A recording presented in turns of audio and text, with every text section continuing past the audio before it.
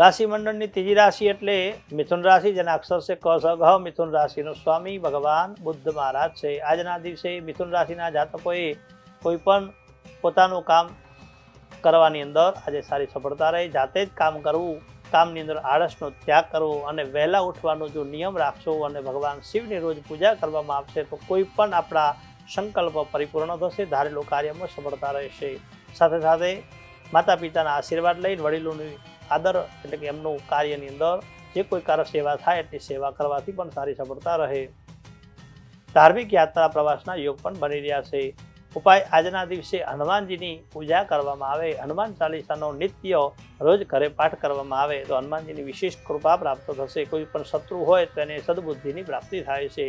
લીલો રંગ આપણા માટે ઉત્તમ છે અને ઓમ હમ હનુમતે નમઃ આ મંત્રનો જપ કરવાથી આપનો દિવસ શુભમય આનંદ રહે. જય ગણેશ.